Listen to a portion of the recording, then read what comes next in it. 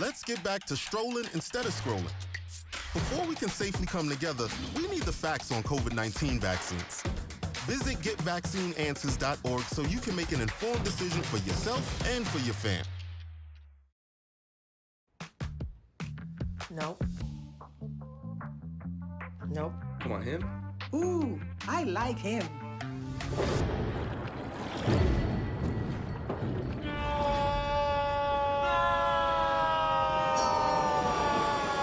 Quick, the quicker picker-upper. Bounty picks up messes quicker, and each sheet is 2 times more absorbent, so you can use less.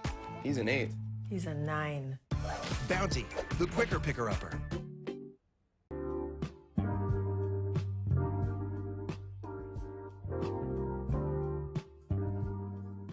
This is the BCSN Pod Zone, your place for the news, views, and conversations about all things related to HBCU athletics.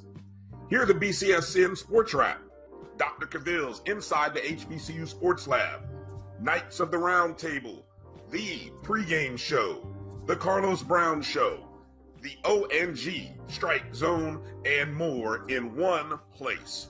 We are changing the way you consume HBCU sports, one broadcast at a time. It's never too early to plant the seed, to share the tradition, and instill a sense of pride in your HBCU with your little ones. HBCU Pride and Joy Children's Boutique helps you share your school spirit with a wide selection of adorable kids' apparel and accessories officially licensed from your favorite HBCU. Visit hbcupridejoy.com and follow us on all social media at HBCU Pride Joy on Facebook and Twitter.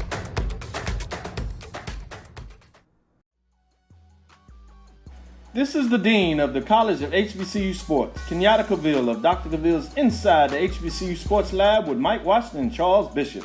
Come mix it up in the lab where the course lecture is in session every Tuesday from 6 o'clock p.m. Central Standard Time on Facebook Live, YouTube Spreaker, or the BCSN app, as we discuss all things about the HBCU sports culture, including exploring the week that was in the sporting HBCU diaspora, as well as the upcoming week of HBCU sports. With me, the Dean, the College of HBCU Sports, on Dr. Cavill's Inside the HBCU Sports Lab with Mike Washington and Charles Bishop. Course lecture dismissed. From novice to aficionado, find yourself here. High quality cigars plus personal customer service. Slow Burn is Waco's only mobile cigar lounge, featuring a meticulous, curated collection of premium cigars. Visit our website, www.slowburnwaco.com. That's www.slowburnwaco.com. It's like a loop machine. All around town, people trying to get down. Time to call a credit repair company to fix my credit. Hold the phone, man. You can do it yourself with Credit Versio. That's way too hard. Call the credit repair company. Most credit repair companies only work on 1 or 2 accounts at a time, making it slow and expensive. You won't figure that out for months. Ignore him. Credit Versio's brilliant software scans all 3 credit bureaus, finds the accounts that are hurting your score, and guides you through the entire process. Anyone can do it. Let's fast forward and see the results. Wow, I fixed my own credit and saved hundreds. You can do this. Visit creditversio.com. Follow the Black College Sports Network on social media at MyBCSN1, the number 1, on Facebook, Instagram, and Twitter at MyBCSN1. Can I get the Nauber, please?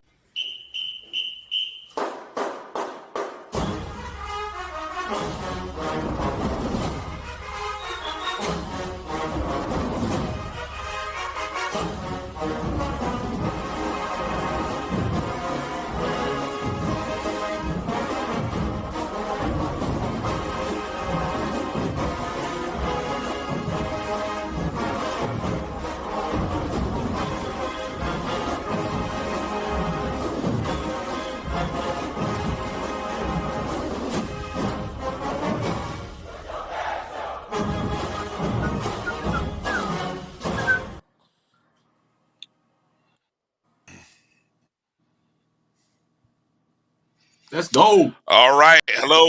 Hello. Let's go. Welcome to another live edition of the ONG Strike Zone. It's a pleasure to be on with you tonight. I'm Brian Fulford, and you can see my brothers, my Rattler brothers from another mother, Kelvin Rozier and Kofi Hemingway. Brothers, how you doing today? We doing good, man. Awesome. It's Florida, so dealing with all these changes in the weather, and one day it's cold as a mug. And Joker's talking about the hawk and the bear, and then the next thing we act like we could be at the beach any day, and then the next day it's raining, and the next day is it's schizophrenic. It's just all over the place. But we're getting some seasons though. That's the positive, I In the don't know. span of a week, it's ridiculous. Yes. It's ridiculous. Well, Yes. in Tallahassee, sometimes it's a span of a day. Wow. Right. Wake up, it'd be Wow. 30 degrees. By midday, it'd be 75. By the night, it'd be 45. Yes, sir. Yeah. Yeah. No, we can be in worse places, where they deal with below freezing temperatures, single degree temps when they wake up in the morning, and so I'm not too loud. I don't want to complain too loud and ruin and mess up a good thing. So, hey, we want to thank everybody for tuning in and watching the show. Those who watched over the past week, we appreciate you watching us on Facebook, YouTube, those watching on the Twitter stream. We also appreciate those who have picked us up on the BCSN Pod Zone. And that part, we are part of the Black College Sports Network. So that's a podcast where all of the shows that aggregate through all air right there, Spotify. And I don't know if you guys realize this, but Spotify is doing video now. So I was literally just watching our podcast from last week on Spotify. That's where things are moving now. So we are in more places than before, in video. You are, hit that thumbs up button. Go ahead and rate and Brian, you review chopping. the stream, and then Hey, they karateing you up. say that Hong again. Kong food and then came Yeah, in and chopping. started chopping you up. You getting They chop you up assassinated like on you the an fly. Hey, they chop you up like you an Indianapolis Colt. Wow. That was hard. Well, Ba, ba, ba, da. Get out, boom. So unnecessary. Given, look, I can't even because They these chopping you up like Dolphins you somehow got the Indiana Pacer. It's not me. I'm telling you now, it's not me. I got a good signal, so I'm gonna plead the fifth. I'm gonna plead the fifth here. I don't know on here, so I don't know how They much of that chopping you up like Japanese sushi. Like Matt All right, Ryan. I know. Like Jeff Saturday. Hey.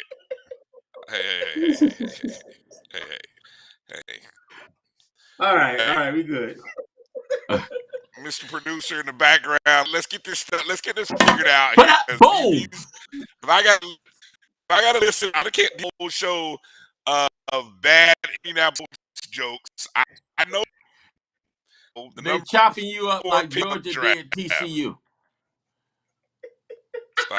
Stop it. Yeah, that was a beating. Oh man, to say the that was least. horrible. Yeah, I don't know why. For what I tell you, I am on the T-Mobile home, so sometimes a good signal. Other times, you know, I I can try Wi-Fi booster. I don't know if that'll help in some of these areas. Last week's show, same connect as this week's show.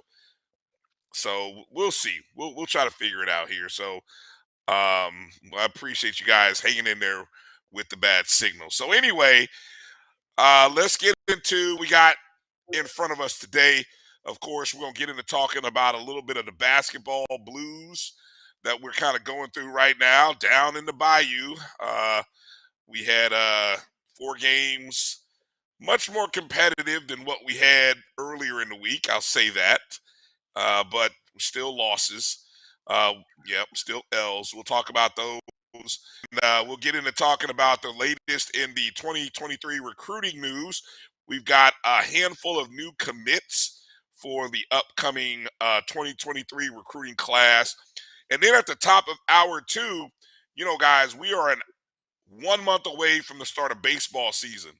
So, you know what that means. It's time to bring on Coach Shoop, and he'll kind of give us a early baseball prospectus.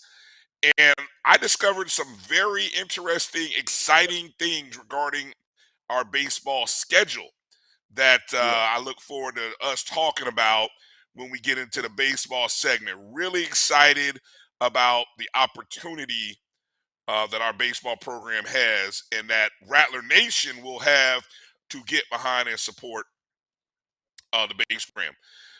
But, fellas, let's talk ball. We got to talk about basketball. We are in basketball season. And we went out to Southern on Saturday, men and women.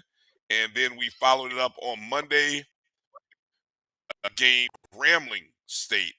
And unfortunately, we had losses in all cases. Let's start with the Southern game.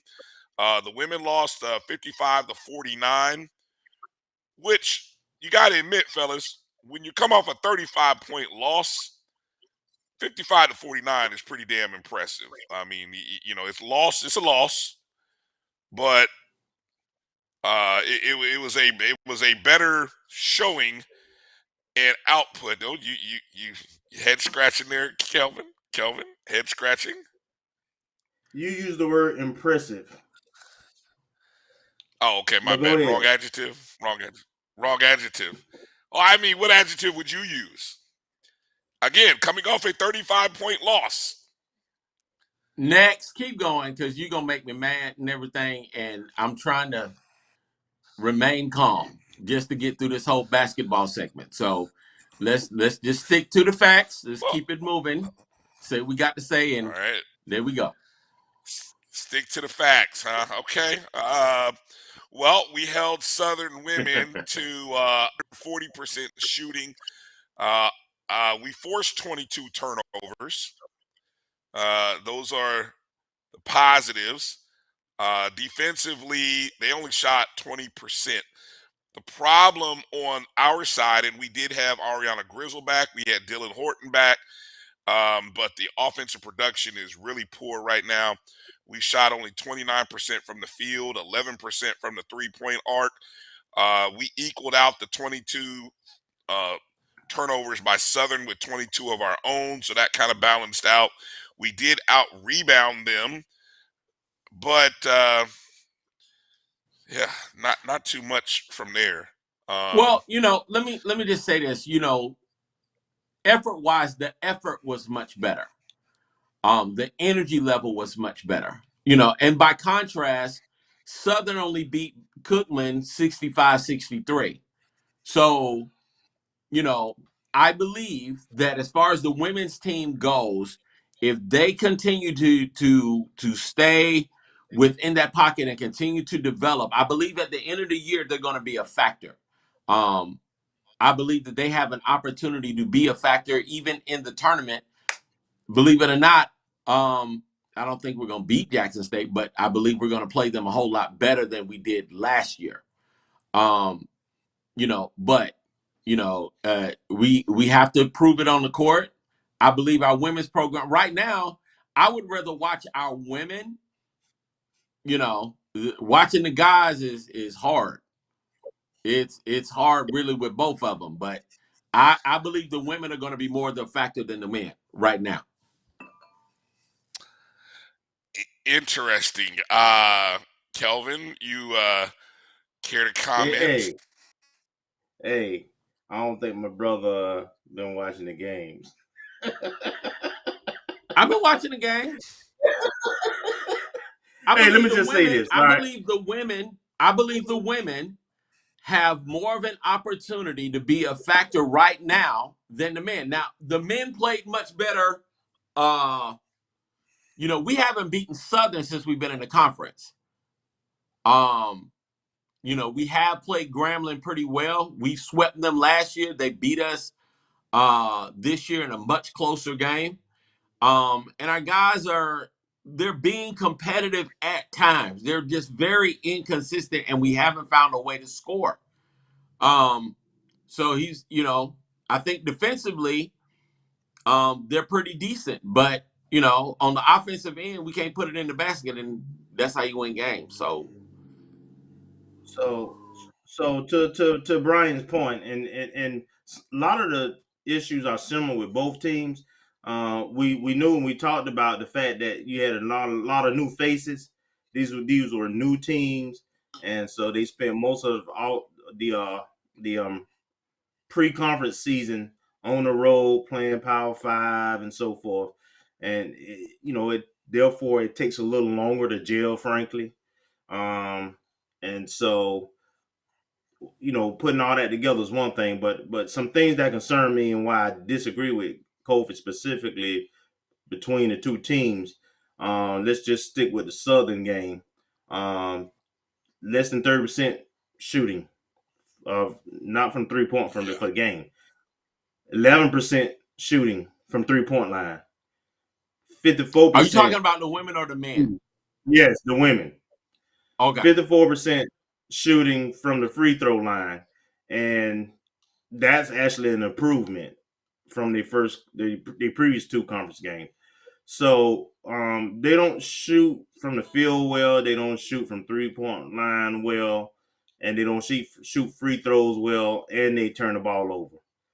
And that's been consistent. And as long as that it is, we're just not talented enough to overcome that. Now, we did have leads at times, right? Yep. But we weren't able to hold on to those leads in spite of those numbers, right?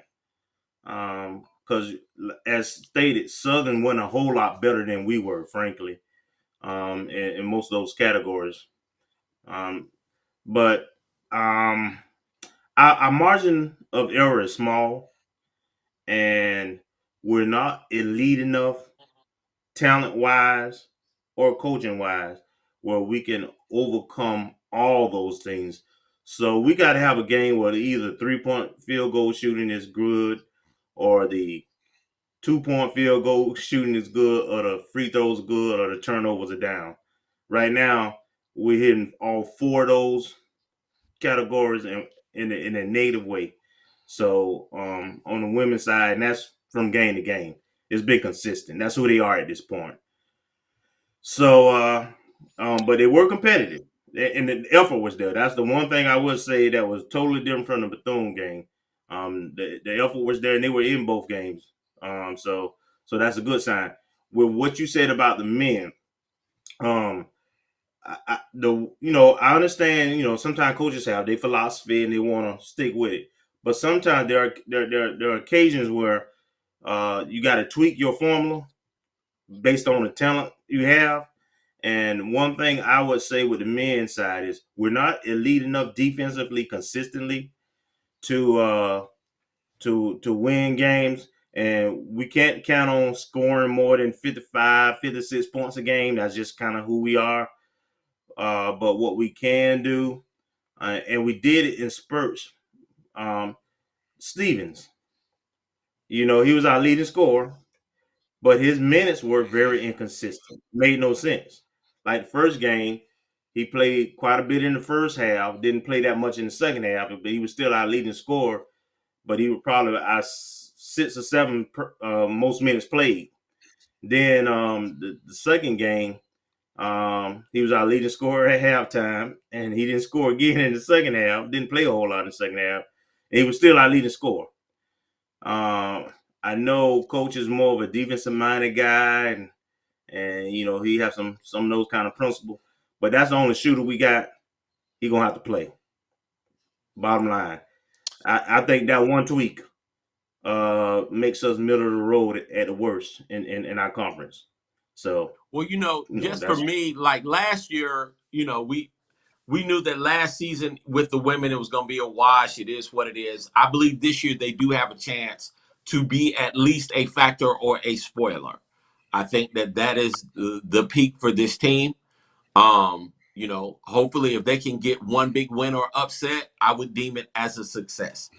The men, we knew when we lost MJ, it was going to be an uphill climb for this team. That being said, last year when we hit the streak and we were winning close games, we're winning on the road, we're winning at home, we had home winning streaks, there was a level of confidence that was there. And this team hasn't had that moment. I want to say that that defining moment where they can gather or pull from that and consistently find ways to win games. This team hasn't found that mark yet, or that winning formula. And I know just as how athletes think, and when they have confidence, they play at a different level. I think once we get that first W, really with both programs, I think you're going to see a different level of performance with these teams. It'll be a breath of fresh air. But right now, it's kind of like that ceiling has it's a big glass ceiling. I want to say a brass ceiling, a cement ceiling that's over these guys, and they got to find a way to break through. They just got to find a way to break through, and that's just the bottom line. Because the fans in particular, Rattler Nation is Rattler Nation, and we know a good product when we see one. I want to encourage Rattler Nation though to get behind our teams, because they're going to really need us with these home stretches that we have to really begin to pull through and find the energy and to find that FAMU spirit to fight and win whatever the battle be. And we just haven't done it yet. But I believe if we get some home games and get some energy, we're gonna be okay. One more point, counterpoint, real quick. One counterpoint to what Kobe was saying about this year men's team versus last year. The difference is this team wasn't here last year. We had about 6 seniors, and they were like 5-6 year seniors too. They were like grad seniors and guys who had been in the program a long time, and so that's why they were able to win all those close games and pull it out. Plus, they had the conference player of the year in MJ. So this team is totally different. They are very competitive, but they've got to score more, and they get away. I think it's a little too much one-on-one type offensively, and we're not skilled enough one-on-one to consistently score out of the half court. So we got to find a way to speed up the game, get some easy baskets. All right, Brian. That game against Southern on Saturday, a couple here, Dominguez Stevens, 25 mission, scored 23, our leading scorer. He hit 6 threes in that ball game. And we'll get into his stats because he's one of the top 3-point shooters in the SWAC in only 2 first week and a half of action already.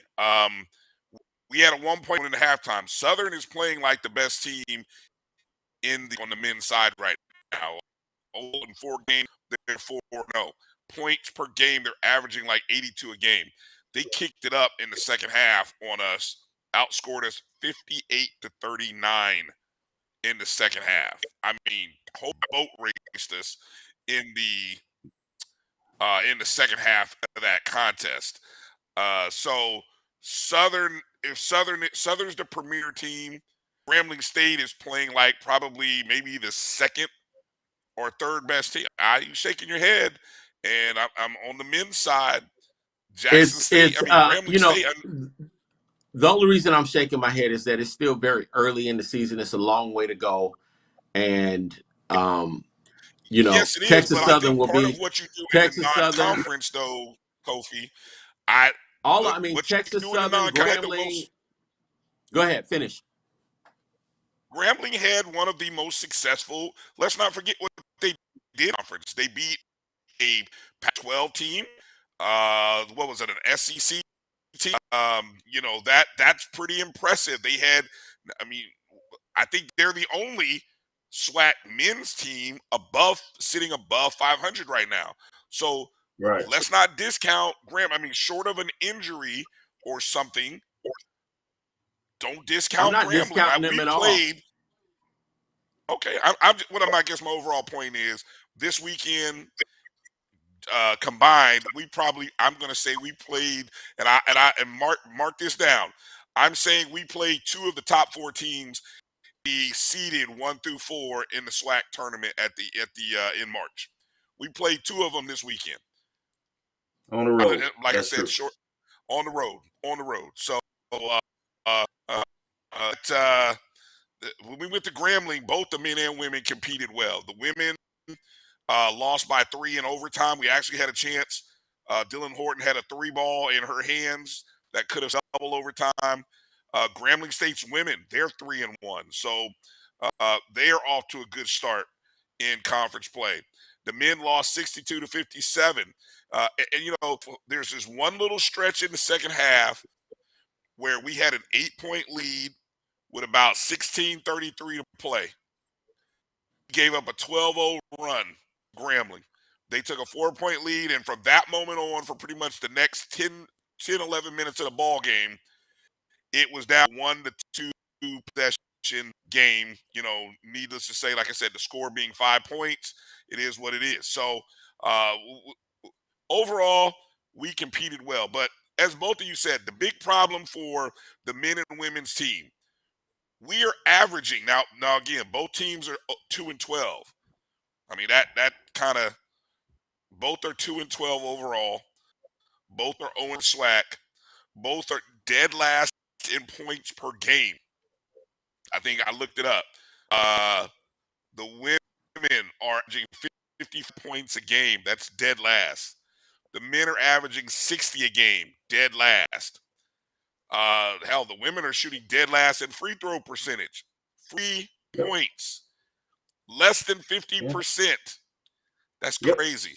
I mean, like I said, I mean, we all know about the turnover, so I'm not even going to tell you what that number is. We all know we are Apple turnover. But anyway, you got to balance that out by making free throws. You can't be 49% shooting free throws. So scoring is a problem right now. We can talk about defending all till we're blue in the face, but dog, this is college. We can't put the ball in the hole. It's bad. It's bad. I don't know how you fix it. I don't know if opening the gym up and getting more shots up is the solution. I really, I'm not even being funny. I don't know if it's the solution.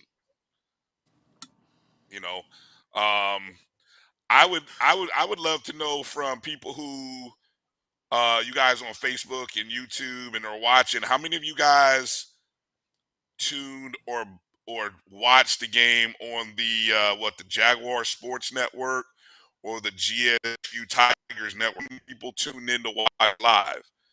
You know, did obviously we didn't have the Rattler Sports Network on the road, but I'm curious that any other points you guys want to bring up regarding the road trip into Bayou? No, I mean, the opportunity is there. We can only get better from here. I believe the women obviously played their worst game against Cookman. I think that their eyes are open. I think that they were much more competitive against both Southern and Grambling. And they showed that they have the ability to play at a higher level than what they displayed versus Cookman. That being said, I believe, again, once we get that first victory in conference and get some confidence, I believe that both of our teams have the ability to begin to get on a roll. And I would much rather lose now and start building that momentum towards the end of the season and for the tournament than for us to win early and then all of a sudden just lose and limp into the tournament. You know, and I think that getting into the tournament would actually be an accomplishment for these guys because right now they ain't getting in. Okay, I would rather win. Period. winning is a cure for a lot of things. And so, and you're right. I do think they need to win. They need to start this weekend. We have 2 home games coming up with Pine Bluff and Valley. And so, yeah, we need Rally Nation to come out there and try to cheer this teams on and see if we can get those first 2 wins. If we can defend home court this weekend, I agree with you. We back in it. Great point. The women this weekend. Okay. So on Saturday we have a doubleheader against UAPB. This is a big weekend for the women. Of the 2 teams, this is the telltale weekend for the women because we understand we are one of 3 winless teams in the conference. I think there's a host of teams on the women's side that are sitting like at 3-1. I think they're like 5 teams sitting at 3. I'm not even worried about those teams. Obviously, Jackson State is on another level right now. But when we talk about at the mouth of the conference, UAPB is 1-3. There's Valley, us, and somebody else that's 0-4. Hold on just a second, Drew, before we go into the promo for the weekend. So for the women, this is the weekend. We got to get 2 in. We need to beat UAPB. We need to beat Valley. Period. Point blank. No splits. 2-0. UAPB is 2-2. Valley's 1-3. Valley just beat Texas Southern. Now I know, Kofi, you like Texas Southern. You're one of those people that probably voted for Texas Southern to finish first place in the conference. But I'm telling you, you talk about the men. The men. I'm Valley, we can't. Yeah, they what 1-2 or 0-3, right? Yeah, right. Yeah, Texas Southern's losing right now. So, yeah. Let's show you. We've got 8 home games left on the schedule. Starts off with UAPB this weekend on Saturday the 14th is Faculty and Staff Appreciation. They want everybody to wear white, so if you're coming out, make sure to wear white. And that 2 p.m. start for the women, 4 p.m. for the men. Monday, you see Valley on MLK. Want everyone to wear orange, so it's an orange out. And that game is a 2:30 Eastern time game for the women, 4:30 for the men. I don't know what time. I know there was a thing change. I don't know what it was, but yeah, it was the tradition. Yeah, those who have season tickets, I got a call today, and they called season ticket holders to let us know. But on the tickets, it was originally the regular times for Monday game, I think 5:30 and 7:30. And because it's a holiday and everybody's off, they've moved it up to 2:30 and 4:30. Yeah. Well, look, there's still 8 games, 8 home games left on the schedule. Plenty of games for folks to come out and support this team. I don't know what season ticket packages cost. I'm not here to promote the season ticket packages. They call the FAMU ticket office. If you're in the Tallahassee area, even if you support the basketball programs, buy season tickets. Buy 2, buy a pair. 150. Hey, I give the rundown right quick. 150 for just 2 season tickets. 250 for season tickets plus where they kind of like a north end zone deal, a little area where you get food and drinks, and then 400 for I think 4 tickets and the premium deal. Yeah. So those are 3 packages. For $400.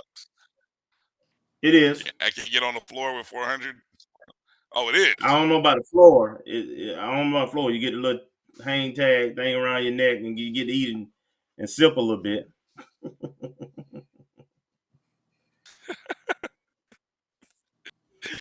All right. Okay. So there it is, folks. We're hoping we're staying positive. We're staying positive. This is a big weekend. We got a good feeling, good turnaround, good things are happening. Like Kobe just got to break through that brass cement wood ceiling, triple enforced. We just got to punch you get like my man on the video game. We just got to burst through it and get a couple dubs. All right, when we come back after this break, we're going to get into talking about some of the recruiting news, some of the latest commits for the FAMU football recruiting class of 2023 and more. You're watching the O&G Strike Zone. We'll be back in just a moment.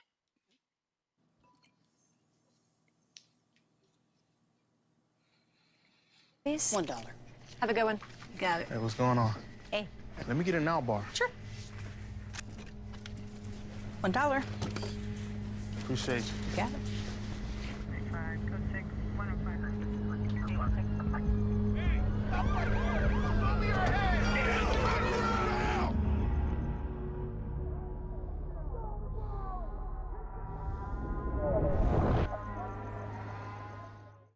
This is Brian Fulford. AD Drew and I are co-hosts of the BCSN Sports Wrap. We talk about all things related to HBCU athletics. From the games, teams, coaches, and fan interest stories, we cover it all. You can find our shows on Facebook at BCSN Sports Wrap, YouTube at MyJBN Online, and everywhere you listen to podcasts like Anchor, Spotify, Google, and Apple Podcasts. You can also find the show on the Jericho Broadcast Network's app. Make sure to download. We look forward to you joining the conversation and being a part of the show.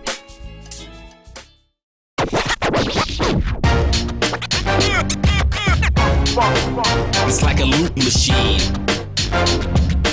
All around town, trying to get down.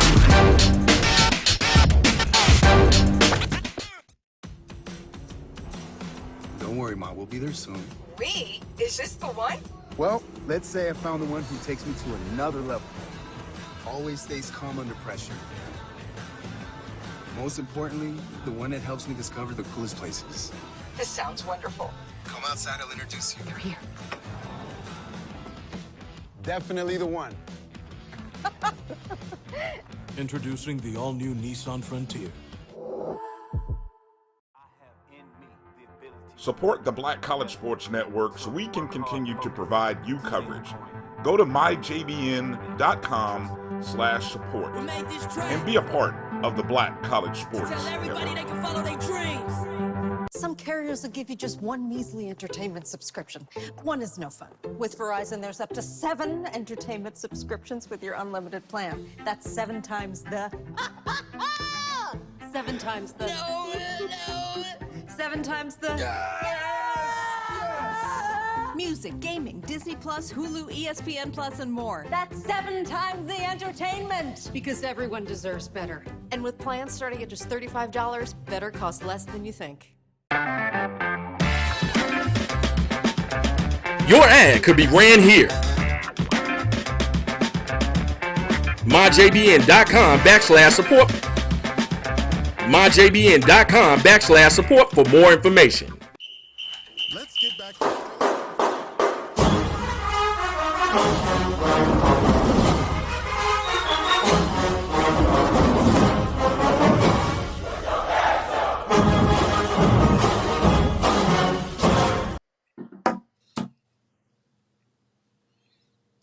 All right, welcome back to the O&G Strike Zone. Brian Fulford, Kelvin Rozier, Kofi Hemingway, back with you. Coming up at the top of hour 2, we're going to get into talking about the upcoming 23 baseball season with head coach Jamey Shouppe.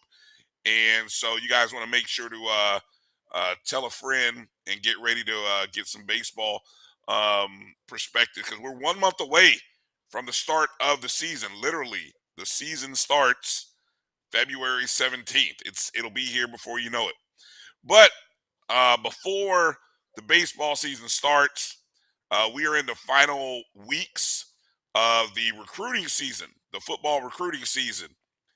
And over the past, the past week, we've got a handful of new commits to the Rattler football class of 23. Obviously, now do you guys pay attention to the early season rankings?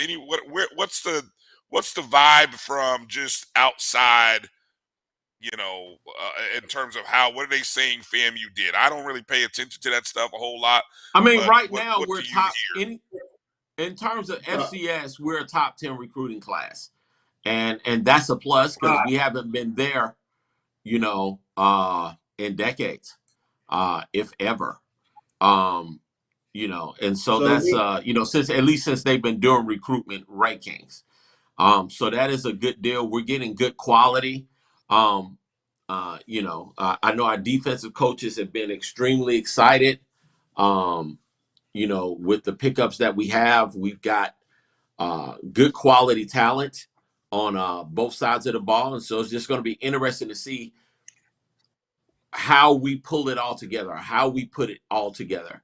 And that's really the key because, it's the stars and the stripes and all of the other stuff that goes into this gumbo called recruiting is for us, the fans, to get excited about, and it gets people talking and it creates buzz. But at the end of the day, we got to pull it off and win the big games. So there you go. Also, Brian, just to speak to your question, almost all of them universally within the FCS have us as a top 5 class. Generally, almost all of them have Campbell number 1. Campbell's not only got a lot of high school recruits who are 3 stars, but they got a lot of transfers also, even more than us and Jackson State. So Campbell's is pretty much the unanimous number 1. And in the HBCU land is Jackson State and us pretty much. So the coaches are doing their thing, man, and we steady, which I know we're getting ready to talk about. We steady bringing in quality in positions of need. So What kind of bag are they offering over at Campbell? Where's Campbell at? Campbell's in North Carolina, but the thing is, Campbell has invested in their program. Campbell has invested in their facilities, and that's really the thing. What FAMU has history, FAMU has tradition, FAMU has, I want to say, the claim as the number 1 public HBCU. And we've had 3 straight 9-win seasons. So all of that's great. But the thing that we've got to really pay attention to as Rattler Nation, what we've got to do to take the next step is really wholeheartedly find a way to upgrade our facilities and we'll be number 1.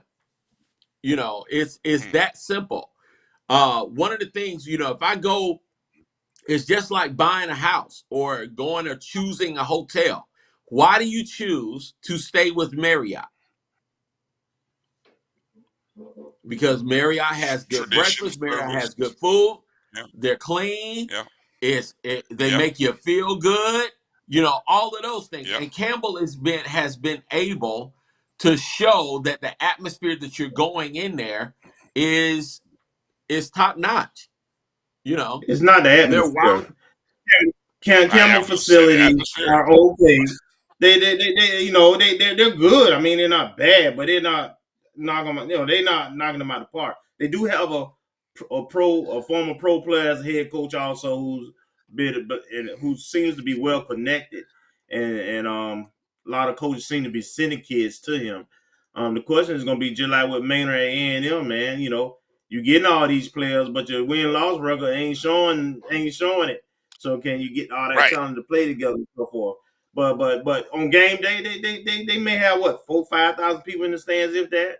And they stadium is a glorified, and their stadium is a glorified high school. Yeah. They got turf and stuff. So it's just I think they're going more for the coach personally because they ain't really got much history. They in the middle of nowhere. So to be drawing the kind of players they got. I agree with Brian. So somewhere down the line, somebody chipping in. But they out there taking photos. They out there taking photos on the 50 with Lamborghinis and Porsches like Hugh Jackson. I mean, hey, Hugh Jackson said, "To hell with it. I'm gonna tell you what it's all about. Must be the money." That was a Bentley, wasn't it? That was a He had a Bentley Maybach. and a Rolls. A Maybach? Was it a Maybach? Hugh had a God bless Maybach. it. Hey, Grambling And ain't being shy. then Southern bit from them and what they had on the field. All that A gadget Rolls. foolishness, man. How about both those schools have a lot of history, man, and they located in I bet okay there's not even places. they ain't even is I there even a don't. Rolls dealership anywhere near Grambling, Louisiana? It's probably like 500 miles from Grambling, Louisiana. That's probably the nearest I mean, they're right Bentley there with Maybach. Houston and Dallas. They not Man, that's far. coonery. Hey, Brian, that's It's some serious coonery. But if that's how they roll, that's how they roll. Ain't no hater. It's the NIL life. The NIL life. Big money, big stars. You want to roll. Anyway, let's get to these FAMU recruits before we get into hazing too much about what other folks are doing. One of the first committed. Well, I don't know the order. Look, there's no particular order to this in terms of who committed to win, so don't get me on this. But let's talk about one of the first guys. And now, I saw this. Now, I don't know. This came across listed as a 5-star rated punter kicker. I don't know whose 5-star it is, but let's just say the young man Michael Smith, 6'1", 180 from McClay High School, right up there in Tallahassee, is considered one of the top kickers in the country.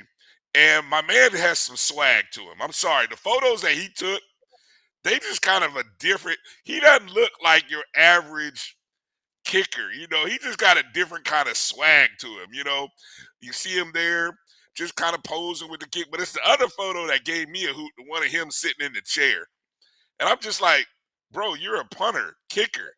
I didn't expect the punters and kickers to have this kind of swag going on. So, but anyway, yeah, that's the photo I'm talking about right there. Michael Smith. Now, what's interesting, I saw Kelvin, you can talk on this. I saw Gerald Thomas wrote a great piece that we actually have. I mean, he's not guaranteed the starting job. We actually have a transfer. Brooks. All. Oh yeah. Yeah, we got a nice special teams group that's coming in replacing Fadul Romo Martinez, right? So Michael, he's part of the future. No guarantees that he'll actually be kicking or punting. We don't really know. I think the article said he can, which is helpful. So it gives us some room. But I know we did bring in one of a top rated punter in the last recruiting cycle. So and then it's a matter of Smith and who's the other young man that's already on staff? Brooks. Brooks, yeah. Brooks from Leon. So Yeah. and he's from Tallahassee as well. So Yes. yeah, there's so Coach Chili Davis, man, we got to get Coach Chili Davis on because I know I still go back to Kofi's rant about special teams after that playoff game. And so Coach Chili has come in and he's done some great things with our special teams unit. So we got to find a way to get in Coach Chili Davis onto the show because I'd love to be able to kind of talk with him about special teams and just some of the things that he's done to kind of make a difference. Okay, let's go to another young man that committed over the past week, and it's a defensive back / running back from right out of Gadsden County. That's Cedric Boyd, 5'11", 175. Bird. He was voted to the what's that? I'm sorry, not what I say. Bird. Wait, sorry, You Bird. said Thank boy. you. Yeah, I'm sorry. Cedric Bird, he was voted 2022 Tallahassee Democrat All Big Bend Football Team honorable mention on offense. Comes out of Gadsden County, right where Coach Riz was. What's your guys' take or thoughts on Cedric? I mean, He's a good athlete. He's 2-star, and coach already know he played on both ways. Played against good competition. So he's a kid that probably come in and he'll have time to develop. he ain't gonna be expected to contribute right away. Okay. The next one is an interesting arc by this young man. It's actually the quarterback. I know we heard Coach talk about potentially quarterback in the transfer portal, and it looks like we got one. DJ Boney. DJ 6'3", 210. He most recently was at Eastern Kentucky. Now, prior to Eastern Kentucky, he graduated from Evans High School in Orlando. Prior to that, he was at IMG Academy in Bradenton. So he was at IMG Academy as far back as 2020. So here's a young man, 6'3", 210, which is about comparable size to Musa, because I think Musa's about 6'3". But comes highly regarded. What's your thought, Kofi? You were the one that first spotted the potential. I think it was you. You've heard the potential of DJ being that guy. What's your take on DJ? Is he a contender potentially this fall for the job? Do you think he can put Musa? Barring injury, Musa's going to be our starter. Hands down. The thing is, I want to see how he fits in because, all of the QBs that we have behind Musa are pretty talented. Ja'Cory Jordan, who got in the game versus Cookman, is continuing to grow and develop. I want to see him take that leap. He got in a couple of games, and coach has given him, apparently he's been performing enough in practice for him to put him in the game over Cameron Sapp and some other people that were there. So that actually says a lot. So Ja'Cory is going to have a lot to say. My man who you were on the main bandwagon with in year one all the way through and tried to get him out there. Yo boy. Number 7. Maritovic? Yeah, Maritovic. Don't sleep on Maritovic. He took a Yeah, red yeah. shirt. I want to He took get a you red started shirt. on Maritovic. I didn't mean to get you started on Maritovic. We ain't talking about Don't get me started on Maritovic. All right. Don't get me started. You got Maritovic, and then you got you got Jimbo Fisher's son, who is still out there, and we got a ton. And the other QB is also on the squad as well. So we've got that quarterback room is deep, and Boney's going to have to come in, learn the playbook, learn his teammates, and get out there and perform. He is well coached, having played a couple of years at IMG. Eastern Kentucky is a solid program, so they don't take riffraff people that don't have potential. So I'm sure he got some good, solid coaching from up there, and he's going to come in with an opportunity to compete. And, so we'll see. We did mention the fact that Boney.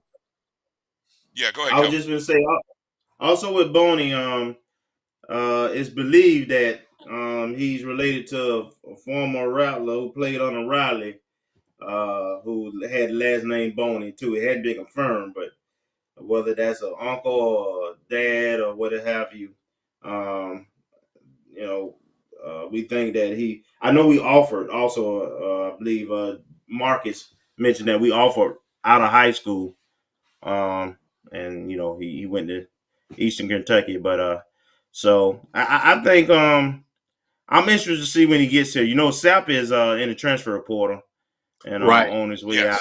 So there's some real opportunity behind Musa.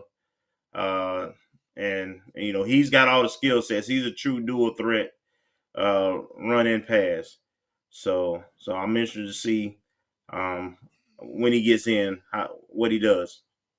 And really with our. Go ahead. No, I was just going to make mention of the fact you mentioned, both of you kind of mentioned Sapp. Cameron Sapp is in the transfer transfer portal. I believe within maybe half a day, he got his first offer from Albany State, where head coach Quinn Gray is. So obviously, I don't know what other opportunities there are, but Didn't Sapp has Quinn 2 play years of against him in high eligibility. school? I think Coach Possibly, Gray may have possibly played when against him because when he he was was at Lincoln. right.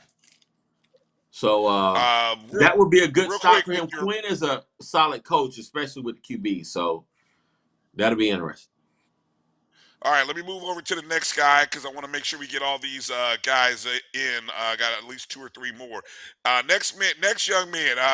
Now this one's interesting because of where he's coming from. Alan Smith Jr. just recently committed. Alan, 6'2", 228, a linebacker. Most recently at Louisville. So there's a big FBS transfer. What I found interesting is his high school. Guys, pay attention to that. Grayson High School, where Yeah. guess who came Isaiah from? Lamb. Grayson High School. Yes, sir. Right out of the same backyard. And if I'm not mistaken, I'm looking at some of the dates and when he would have played at Grayson. I believe he might have even been a teammate of Isaiah's back in some of those some of those years. I think he was at Grayson 16, 17, and 8. So I'm trying to see. Marcus sent us Yeah, a he note that FAMU had go originally ahead. been offered. Yeah, he'd originally been offered by FAMU back in 2019, which I think was the same year Isaiah to FAM. No, I think So Isaiah might have been a year ahead of him. a year ahead of him. Okay, it's Yeah. possible. But again, most recently played at University of Louisville. Good size. Um, so shout out to Alan Smith. Good pickup. Let me go to the next young man that committed. He too is an FBS transfer from Vanderbilt, and it's a defensive back. Chase Lloyd, 6'1", Westlake High School in Atlanta, class of 2020. Went to Vanderbilt. He was a 3-star of high school at Westlake High School. In 2019, he was voted Georgia High School Football Daily class, I think that's 7A Region 2 all-region team on the first team on offense. So he comes out of Westlake, good program, defensive back. I wouldn't be surprised if there's some ties there with Vanderbilt and the fact that Musa coming out of Vanderbilt might know, you're shaking your head. No, you don't think there's any connection. There's no washover, carryover. No, nothing. Not even a smidge, Kofi. I'm just messing.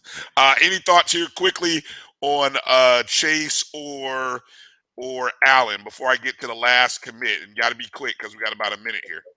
Not really. Just he's also related to Monica, the R&B singer. So that gives us. Let's see, we got with Celebrity Family. We got Ken Griffith Jr.'s son, and then we got Monica, and I think it's one more. So you mean there's a chance Monica might be at homecoming 2023? Is that what you're saying? There's a chance. It's a possibility, but what would be even cooler is for us to make the darn Celebration Bowl, and then we don't have to worry about Monica sing the national anthem. Yeah, let Monica go on and sing the national anthem and stuff. Look at you. I'd settle for Monica coming to homecoming, part of the distraction. That'd be nice too. That'll work. Anyway, any other thoughts, Kelvin, you want to add there before we get to the last commit? No, we got plenty of guys still returning. You mentioned Ken Griffin and the kid from Iowa State, and so we got a lot returning still. Yeah. Well, the safety, Kimani King or something like that. Yep. Jordan Moore. Yeah. Jordan Moore who we didn't see this year. So So Exactly. we loading up. Yeah, we loading up. Loading up. The last commit over the past week, Sylvester Mathis the fourth. Now I love the size of this young man. A linebacker, defensive end. Sylvester, 6'5", 235, from out of Centennial High School in Roswell, class of 2019. He's a transfer from Temple University, and previously to that, Moore State University in Kentucky. He came on to Temple as a walk-on in 2021. So, I mean, 6'5", 235, linebacker, most likely going to be a DN. I got to imagine when you got that kind of size, I mean, you know. Did you say that Sylvester Mathis was signed with Louisville first? Well, no. I said I'm reading Marcus's notes, so maybe I'm reading it backwards. But I believe he came from out of Roswell, then went to Morehead State University, which is in Kentucky, and most recently in 2021, he came to Temple. So he's a transfer from Temple, but he went to Temple in 2021 as a walk-on. So I'm hoping I got all that right. You know, I could have messed it up without Marcus here. So, but I think I got that order correct. Yeah, impressive size. So a good haul. I mean, by my counts, that's what, three FBS transfers out of that group. Four out of the So six. Man, that's pretty good. So I bring our total about what, 12 now? Yeah. We definitely stockpiling, and hopefully, like I said, it's good talent. I'm hoping with all the new additional compliance hires, those of you, if you had a chance to listen to Allison Posey's interview with Tiffany Dawn Sykes, VP Sykes, there was a mention of 6 to 7 new hires within the compliance department. Maybe we'll get a chance to talk about that at the bottom half of hour 2. But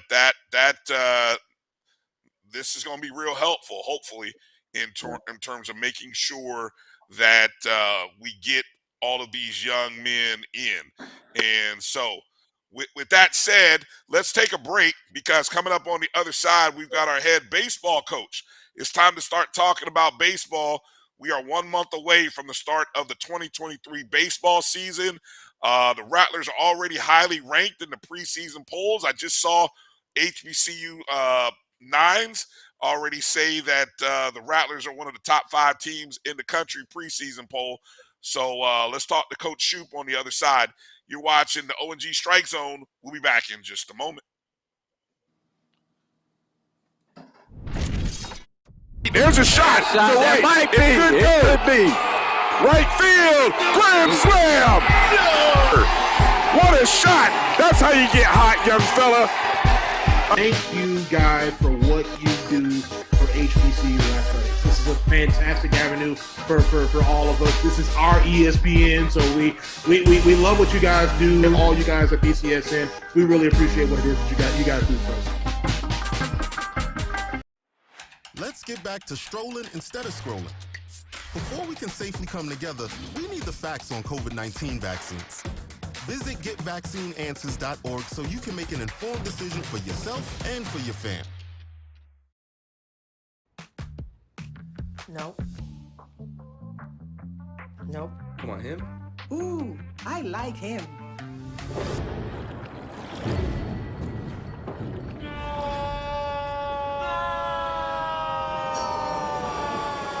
Quick, the quicker picker-upper. Bounty picks up messes quicker, and each sheet is 2 times more absorbent, so you can use less. He's an 8. He's a 9. Bounty, the quicker picker-upper.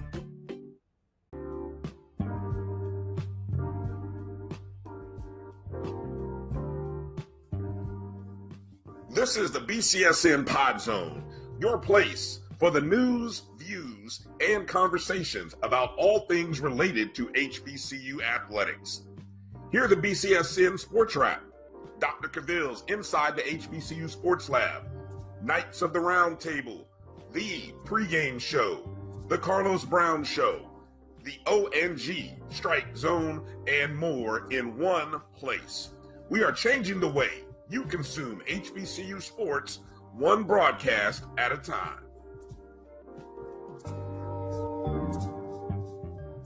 It's never too early to plant the seed, to share the tradition, and instill a sense of pride in your HBCU with your little ones. HBCU Pride and Joy Children's Boutique helps you share your school spirit with a wide selection of adorable kids' apparel and accessories officially licensed from your favorite HBCU. Visit hbcupridejoy.com and follow us on all social media at HBCU Pride Joy on Facebook and Twitter.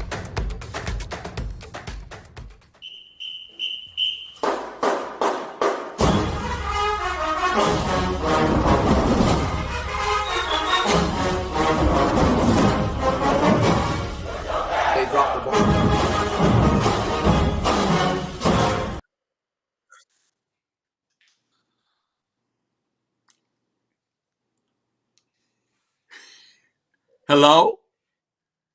Hello, Brian. Welcome back to the ONG Strike Zone. Okay, there we go.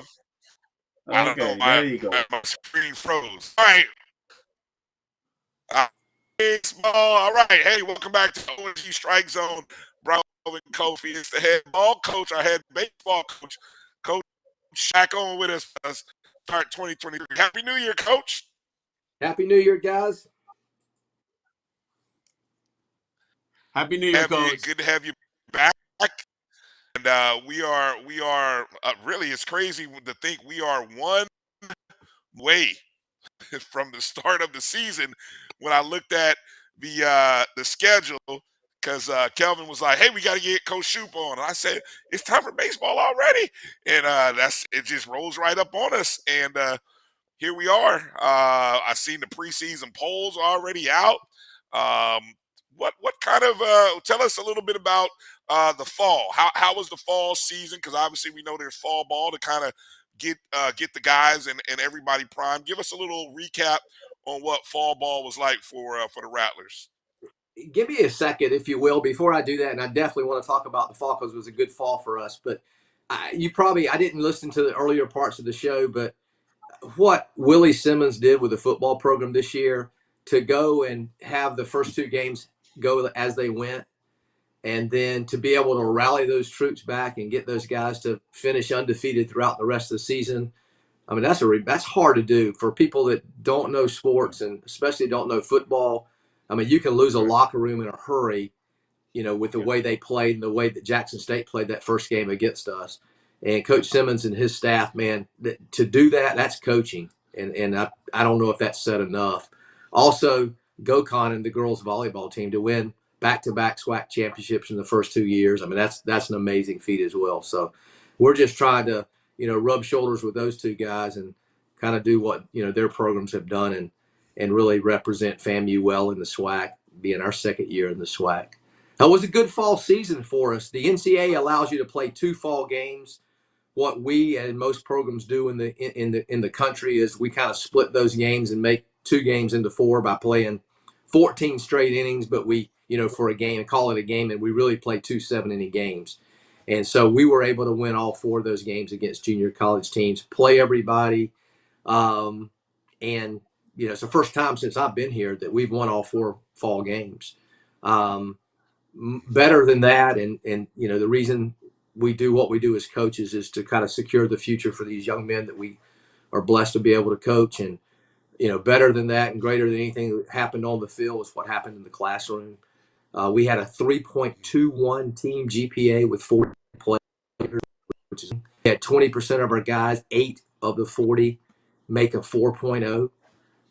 So just extremely proud of my men and what they did in the classroom. Carrie Tollison did a great job again, academic advisor for those guys, and just happy. Looking forward to the season.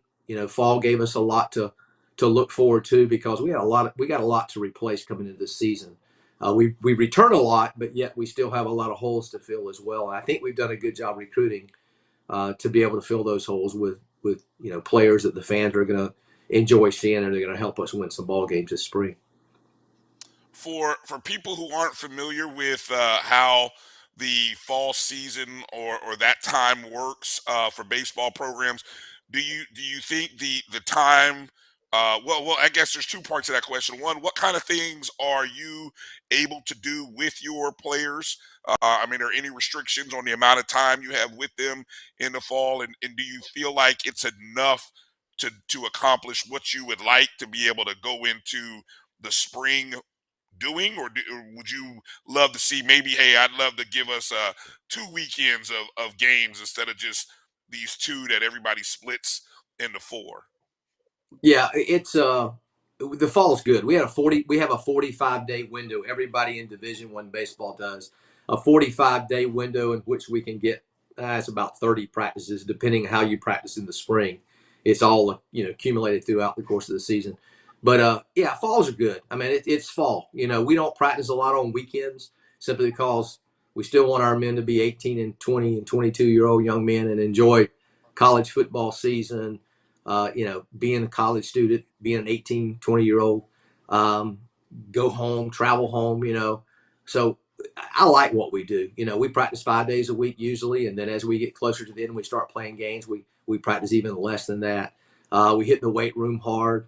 And again, it gives us a chance also to be able to concentrate on academics and accomplish what we were able to accomplish, academically as well. But I think the fall prepared us. We got a lot of questions answered, especially on the mound. We pitched very well last year. I think we were second or third in the SWAC in pitching last year. And we returned the best pitcher, I thought, in the SWAC, and definitely our pitcher in Hunter Veets, a guy that's, 88 to 92, 93, sometimes even 94 with his fastball. Got a good slider, got a good changeup, and competes his butt off. So excited about that. After him, there's not a whole lot that we returned. And we spent the fall spending our time working with these guys. And I'm excited about what I saw. I'm excited about the new pitching coach we had. I don't know if anybody or most of you guys probably know, but a lot of fans may not know that Coach Henry, Brian Henry, left our program to take over the Tallahassee Community College head coaching position there. Replaced a longtime friend, Mike McLeod of mine, a guy that coached me actually at Florida State years ago that retired. And so Coach Henry is now the head coach at TCC, which allowed us to bring in a guy that I've known, a Tallahassee guy named Todd Alford, who was not living in Tallahassee. He was living in Massachusetts at the time and has moved down here and did a great job this fall with our pitchers. As I said, first time since we've been doing this, since I've been here in the 10, 11 years that I've been here, that we've won all 4 of those fall games. So excited about that, excited to see exactly how we transition from fall to the spring. We've been on the field moving around the last 2 days. We'll do that for another 3 weeks. And then it's a start time of January 27th, Friday, January 27th, when everybody in college baseball begins practice. And that gives us 3 weeks to get ready of team practice to get ready for the season, which begins February 17th at home against Eastern Illinois. And, directional school, you don't hear much about Eastern Illinois. They're coached by a former major league pitcher named Jason Anderson, and they can pitch and they can play. They're a very, very good program. We'll have our work cut out for us at the early part of the season. We're doing again what we've done the last several years, and that's play a very, very tough out-of-conference schedule that hopefully will prepare us for a conference that's better than the MEAC and the SWAC. The SWAC, we got our eyes open to that last year. It's a very competitive, a league for baseball and for other sports as well. But a lot of coaches will tell you that they feel like the SWAC is a baseball conference, as good as it is in other sports. So we got to work cut out for us again this year, and we welcome the challenge. We're looking forward to getting on the field and getting things cranked up, and can't wait till February 17th gets here and we get to play. Kelvin, go ahead. I'm gonna hit you with old twofer, Coach. With the first question, I want you to talk about. I know last year there was some chatter, and we thought we were going to get turf field, and that didn't kind of work out. And we were a little late getting the field in the condition that we wanted to. So how I want you to talk about how the field is right now, since and then is there any chance turf field may happen down the road? And then the second part to my question is more about I saw where there's some potential NCAA legislation. I see they're talking about maybe expanding potentially scholarships in some of the Olympic sports and so forth. And I was wondering, have you heard that? And if so, would you be in favor of a few more scholarships available for your program? Always, yeah. First of all, Kelvin, I appreciate you, man. You've been a friend for several years since I came to FAMU, and you've always welcomed me and with open arms. So I appreciate you and your friendship. Glad to see you, part of this show as well. I know you're a big baseball fan too, so just appreciate you. The easier one of those two to answer is the scholarship. Obviously, anytime you're helping student athletes, I'd certainly be in favor of more scholarships. I don't know if that'll happen, even though sometimes we just now getting to the limit. The NCAA allowed allotment of scholarships, and it's there's two things. Not all, even though there's 11.7 scholarships college baseball, not all college programs have that. Especially some of us, programs that don't have all the whistles and bells that other programs have. So even though it may go bigger, I don't know if we'll be fortunate enough to do that or not financially within the university system and all. But hopefully we will. So again, I'm all in favor of it. The last question, the first question you asked about the field. I wish I had an answer for that. I would hope that our baseball facility, that some attention is paid to that. I feel neglected, honestly. It's kind of hard when you have such turnover in the athletic director's position as we've had at FAMU. I sat on the committee that hired Tiffany Dawn Sykes, and I'm excited about what she brings to FAMU. I hope part of that will be taking care of a sport that I feel like represents FAMU very, very well. As I mentioned, what we've done on the field, 2 championships, and also what I mentioned earlier about the academic and how well our guys represent themselves and the university in the classroom. Not only of that, but in the community as well. So hopefully, I don't know the answer. I haven't had an opportunity to sit down. I don't think many coaches have. She just started last week, and I think she's been on the road to some fundraisers and other definitely things that are needed from that chair, from the AD's chair. So that's something I'll certainly bring up. I hope the answers are positive. I know she'll do what she can do for baseball and for all the sports at FAMU. Excited about her tenure here with us, the opportunity that's there for her with FAMU athletics. Welcome her. I'm glad that she's here. And I hope we can get a baseball field. I think all you got to do is walk out there and look. Baseball has not had any attention. The previous administration said they were getting ready to get to baseball, and then there was a change in that position. So, softball's got turf, football's got turf, the band's got turf.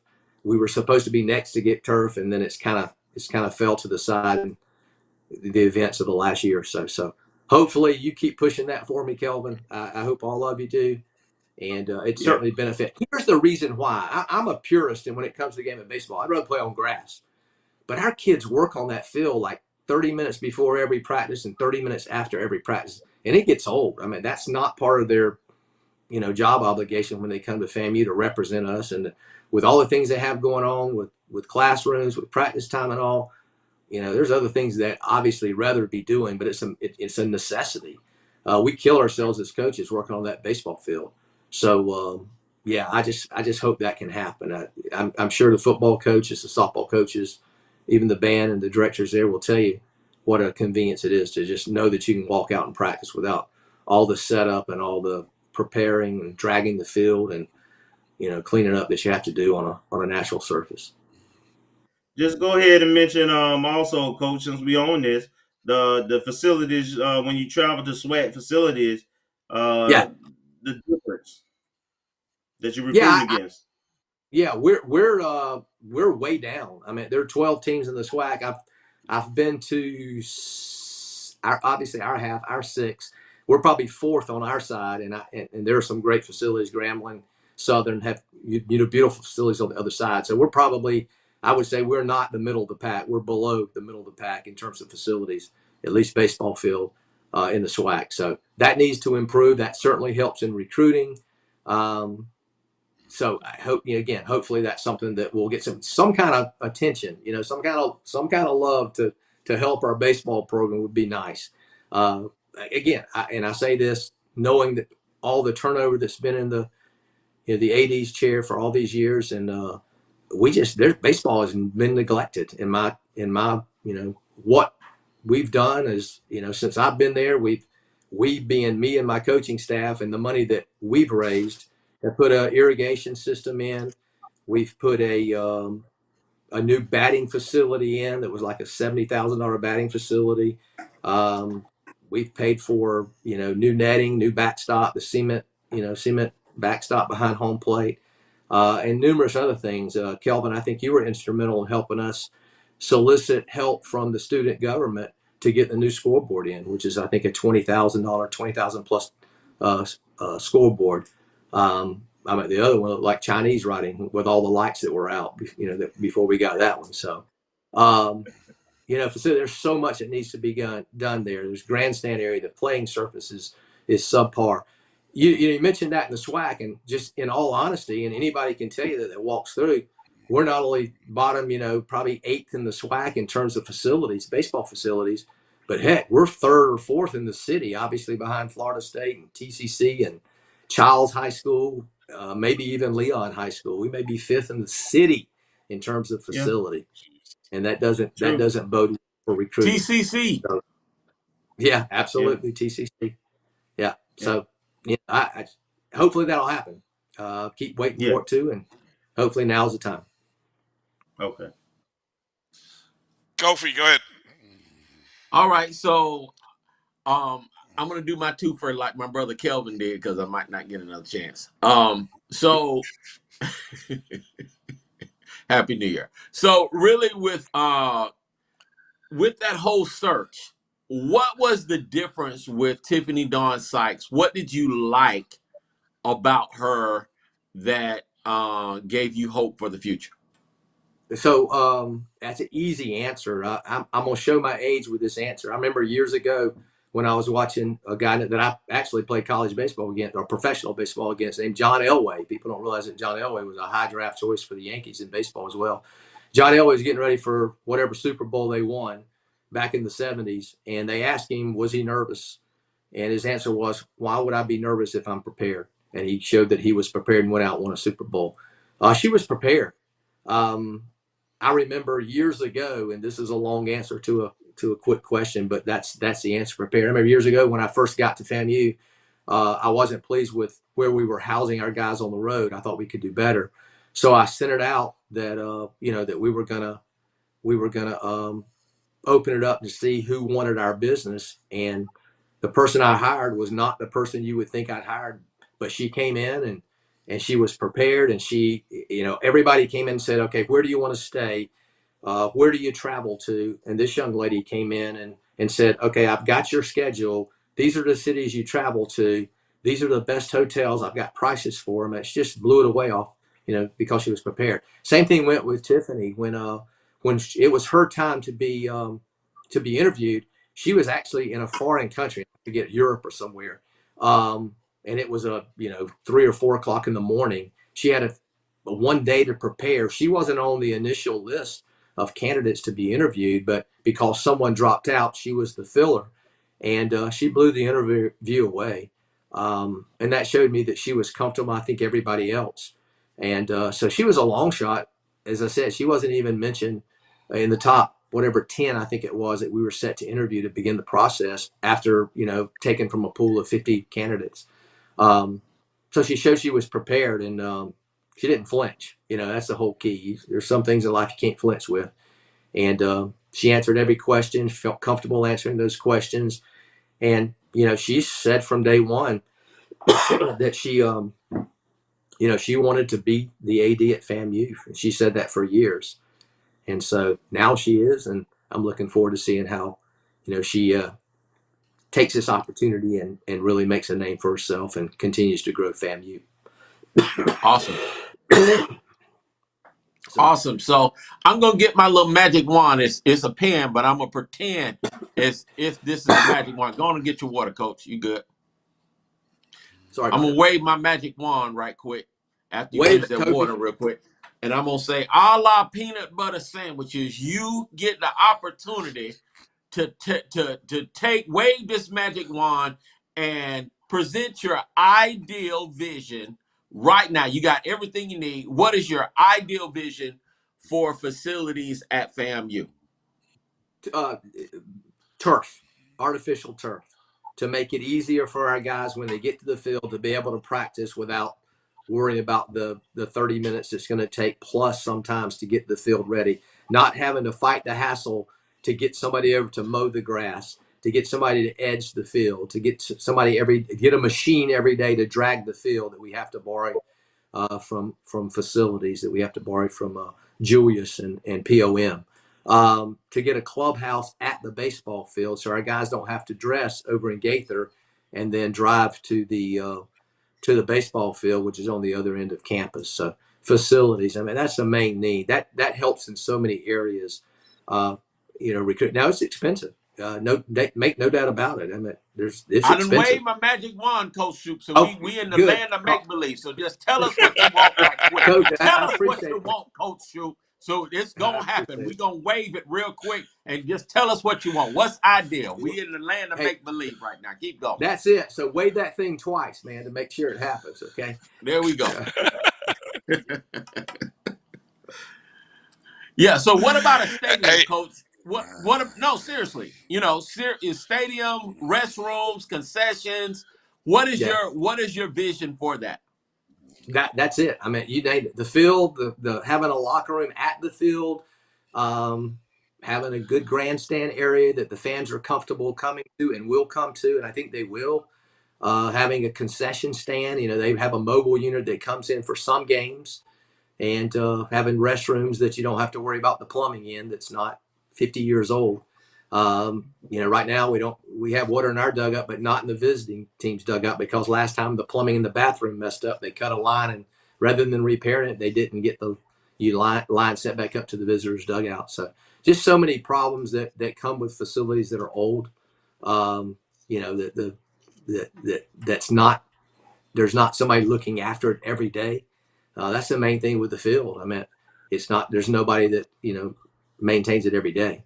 So turf would be great. Grandstand would be great. Locker room would be great. Wave that magic wand. Let's go. Get it done. Now, how long does it take to have that PA installed? system would be great. Say it again? PA system would be great too. PA system would be great as well. Yeah, absolutely. So how long does it take to have the turf actually installed, Coach? Probably about a 3-month process. I guess about a 3-month process. They can do it quicker. We had it set up. It was all ready to go at some point, and somewhere down the line it fell through. That was before last season. I think Kelvin alluded to it earlier. It was all set up, and then they were going to have to do it in December, try to do it in December and have it ready. Then it got pushed back to January or February. Never happened, and it still hasn't happened. So wave it. Wave that wand. Let's go. We're waving that wand, Coach. We are waving that wand. And I really believe, I'm just saying, I believe in you, and I believe in the program, and I believe in Rattler Nation. I believe that things are going to turn around in an expeditious manner for you and the program. You came in working, you came in grinding, you did not make excuses, you found a way to get it done.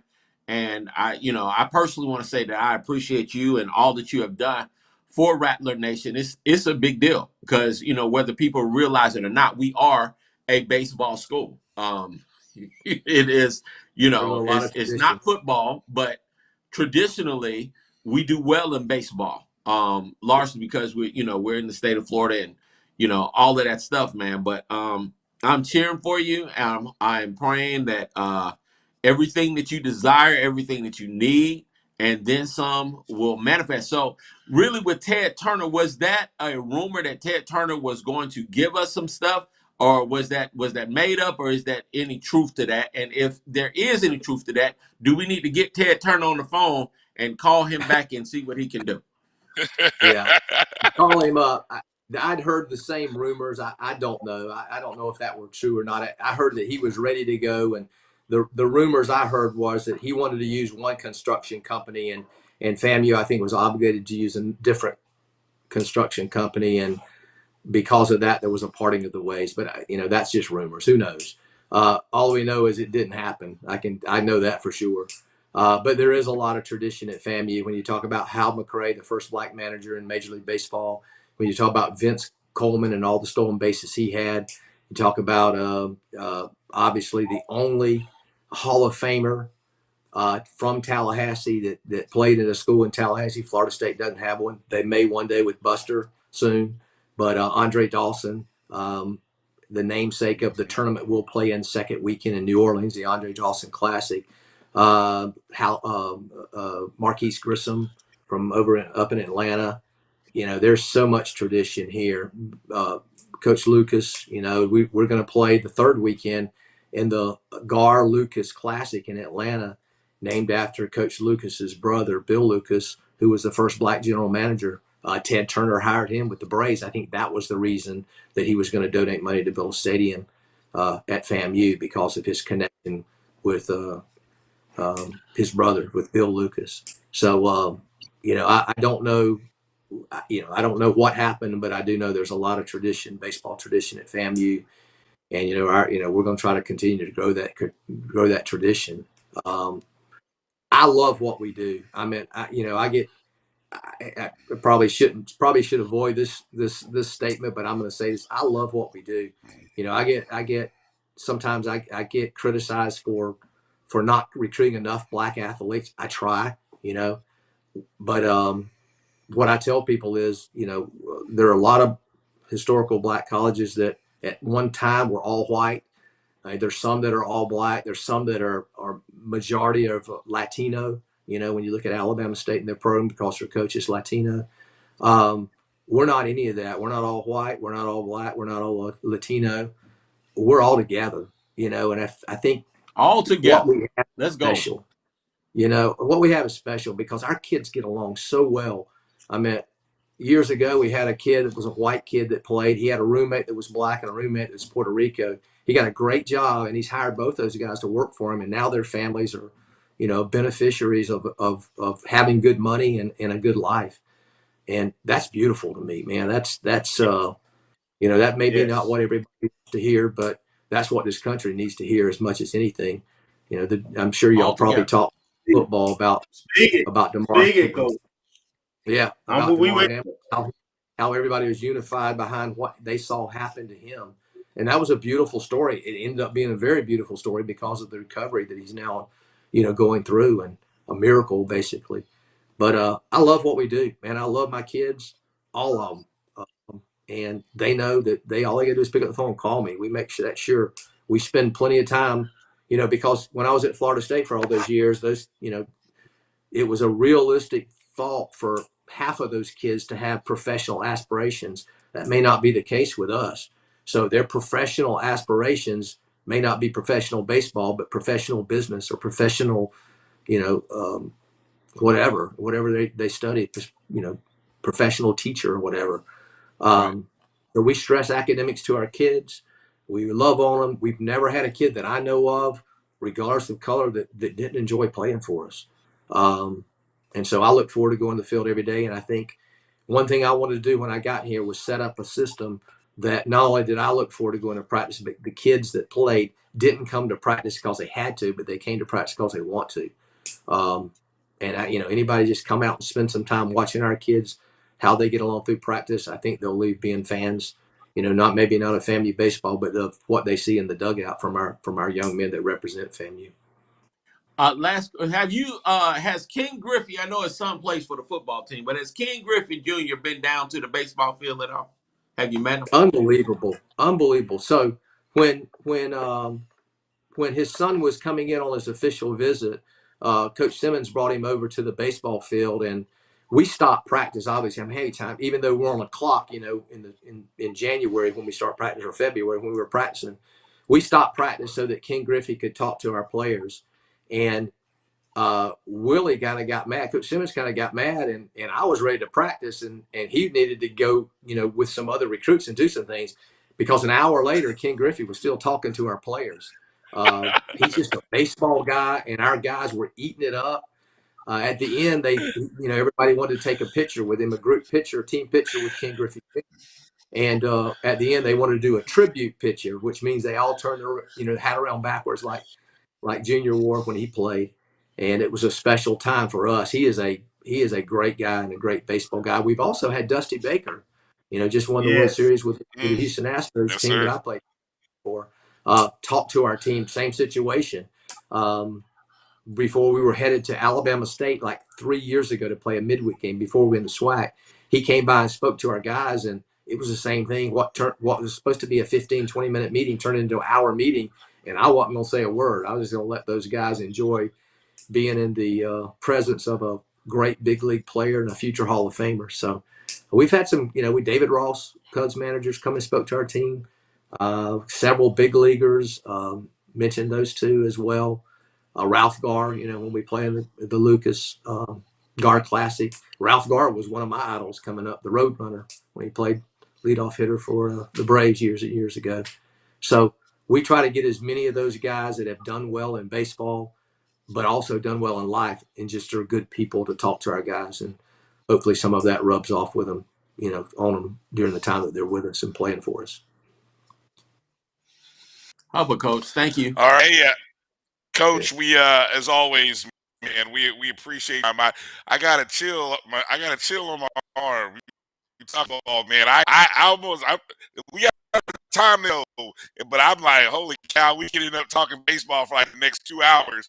And I mean, you got me in that. I'm loving baseball. I've always loved, but it's always a pleasure about baseball, about family baseball, and we are 100% in your corner. Everything we can do, we will continue to let people with money know, and people who make decisions know. And hey, the season opens February 17th through the 19th. It's a home series on the weekend, Friday, Saturday, Sunday against Eastern Illinois. Most important, Rattler Nation, and we're going to talk about this after the commercial break. We've got a great home schedule, and we're going to talk about that more, Coach. So we're going to pump up and let know that you guys got a great home schedule this year, and we got to get people coming. We got to get people buying season ticket packages, whatever we can do, so that, hey, we got to generate the revenue ourselves, to build and do some of these things that we want to do. So that's what we're going to do on the other side, Coach. But thank you for your time this evening. Any final thoughts you want to leave us with before we head to break? No, jokingly, I was just going to say that I can talk baseball all day, but we need to start before 9 o'clock because I am getting a little older and it's getting way past my bedtime here as well. But no, I just want to say I appreciate you guys and all you've done.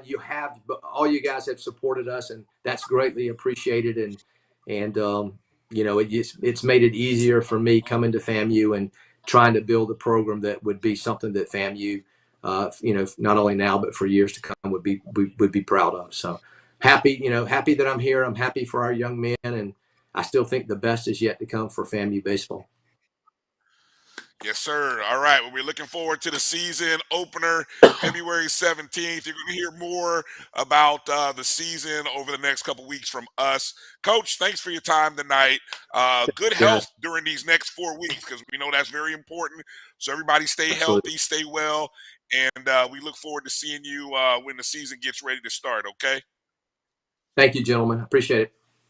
Thanks, Coach. All right. That's Coach Jamey Shouppe. Break. Come back after these words. You're watching the ONG Strike Zone. We'll be back in just a moment.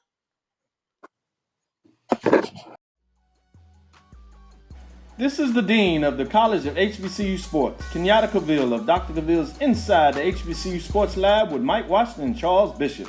Come mix it up in the lab where the course lecture is in session every Tuesday from 6 o'clock p.m. Central Standard Time on Facebook Live, YouTube Spreaker, or the BCSN app, as we discuss all things about the HBCU sports culture, including exploring the week that was in the sporting HBCU diaspora, as well as the upcoming week of HBCU sports.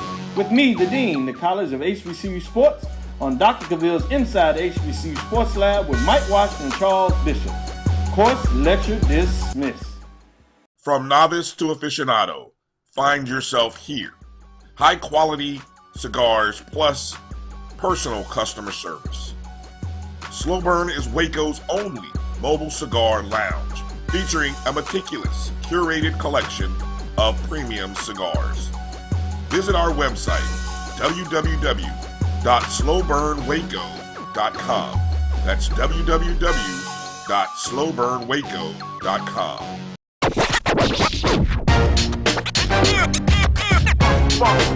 It's like a loop machine. All around town, trying to get down. Time to call a credit repair company to fix my credit. Hold the phone, man. You can do it yourself with Credit Versio. That's way too hard. Call the credit repair company. Most credit repair companies only work on 1 or 2 accounts at a time, making it slow and expensive. You won't figure that out for months. Ignore him. Credit Versio's brilliant software scans all 3 credit bureaus, finds the accounts that are hurting your score, and guides you through the entire process. Anyone can do it. Let's fast forward and see the results. Wow, I fixed my own credit and saved hundreds. You can do this. Visit creditversio.com. Follow the Black College Sports Network on social media at MyBCSN1, the number 1, on Facebook, Instagram, and Twitter at MyBCSN1. Can I get the now bar, please? $1. Have a good one. Got it. Hey, what's going on? Hey. Let me get a now bar. Sure. $1. Appreciate you. Got it.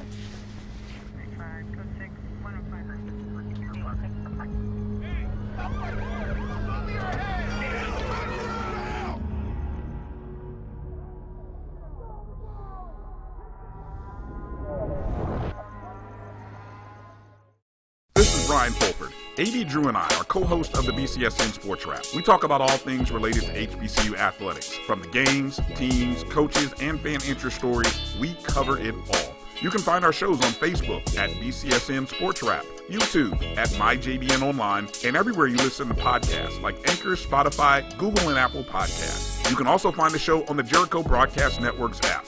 Make sure to download. We look forward to you joining the conversation and being a part of the show.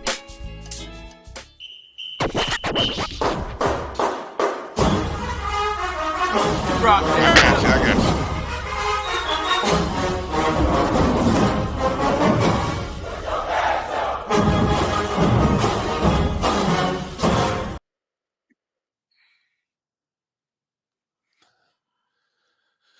With your bad self.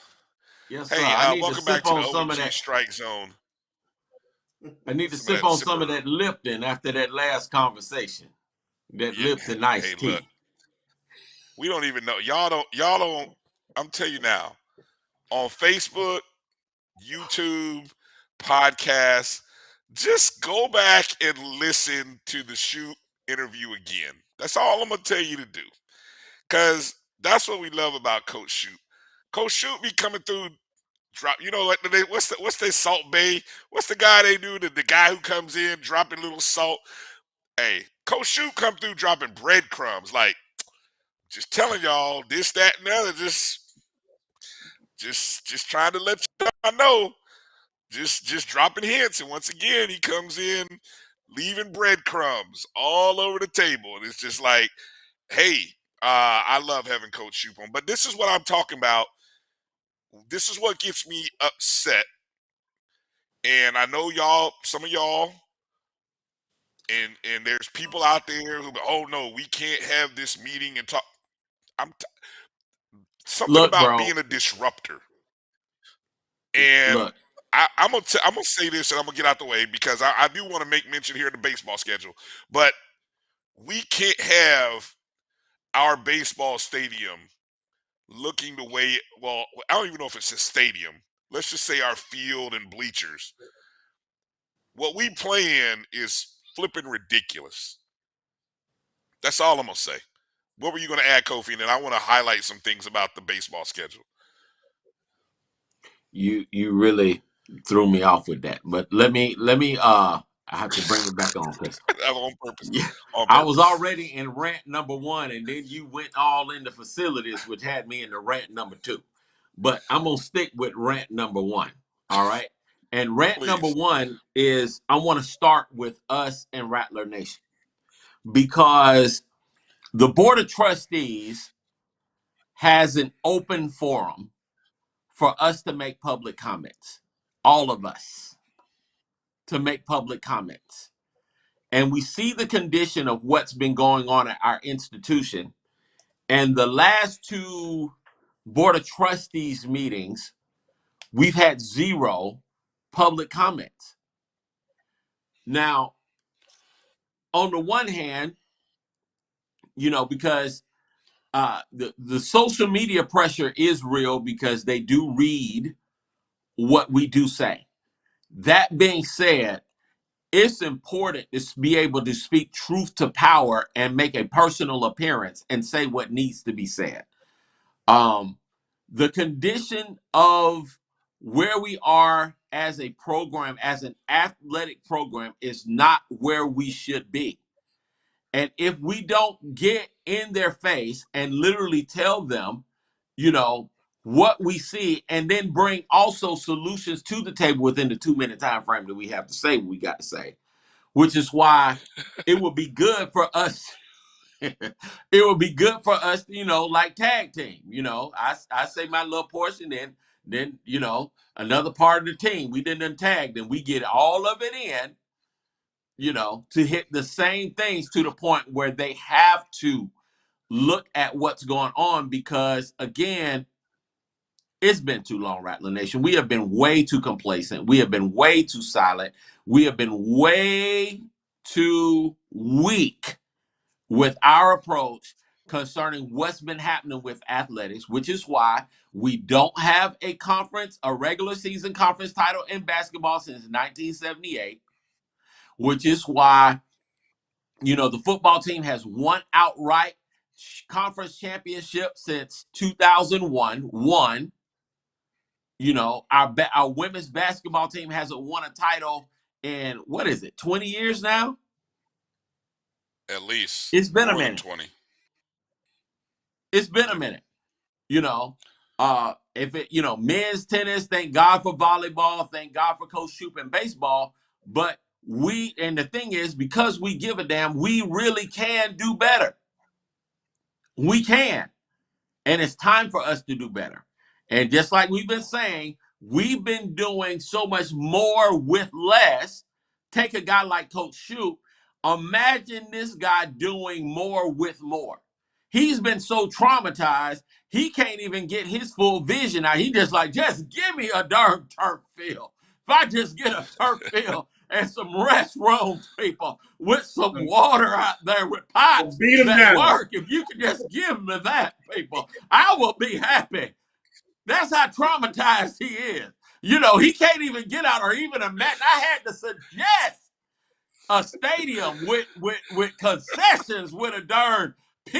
It's so much wrong with the program. The man is just like, people, if y'all could just give me a darn a turf field, I'll be happy, people. I'll be happy. We can't do that, man, like that. Come on. Yeah, we can. Yeah, we can. We have. And not just that man, those kids.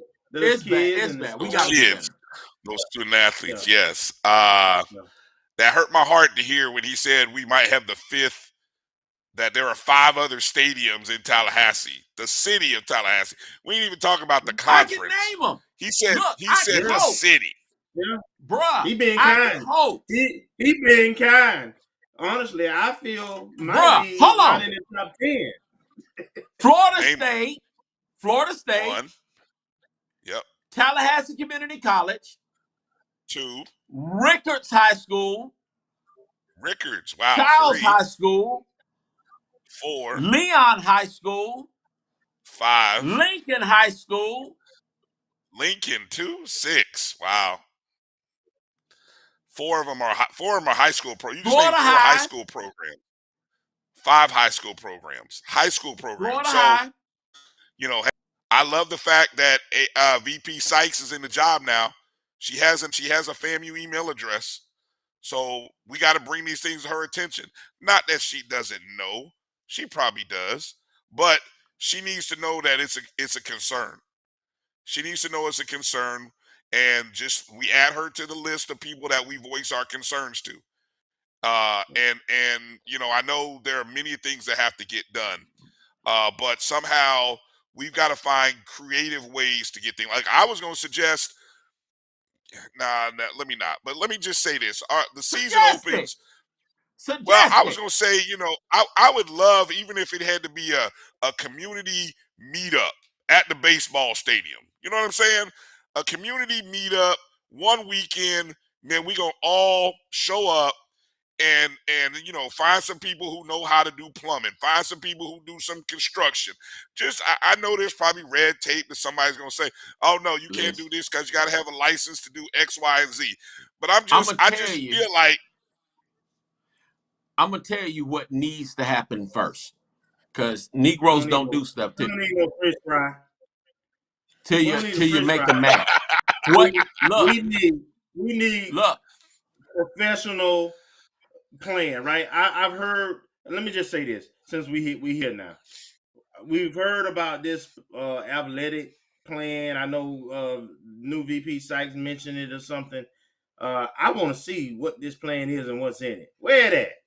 Can I see what it is and what It you ain't talking got about? nothing to do with facilities. Because if it ain't got facilities and a timeline and funding to go with it, or how you gonna cheese that funding, then it ain't no damn plan. I'm sorry. Go ahead. You're not sorry.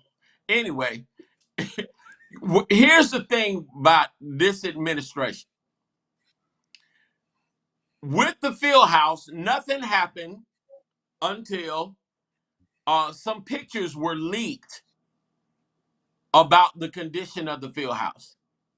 Till people yep, actually had an opportunity to see the mold in the ceiling, to see the holes in the ceiling, to see how decrepit the walls were, to actually begin to create the stir that caused, you know, people to at least say, hey, we got to do better.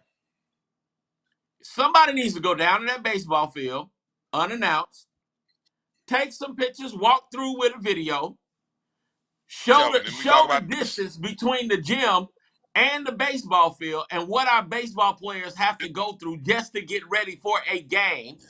Drive your car Yep, a quarter mile down the field, down the street, go to the field that needs to be done. I got to go out there and do the lining of the field, the dragging of the field.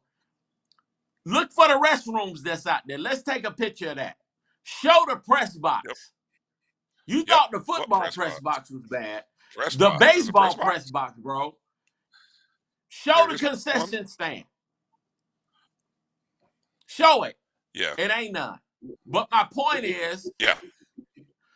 my point is, let's do a video commentary on it and the state of it, and do some comparisons so that people can be, I want to say, embarrassed enough to change, Yep, which is a shame yep.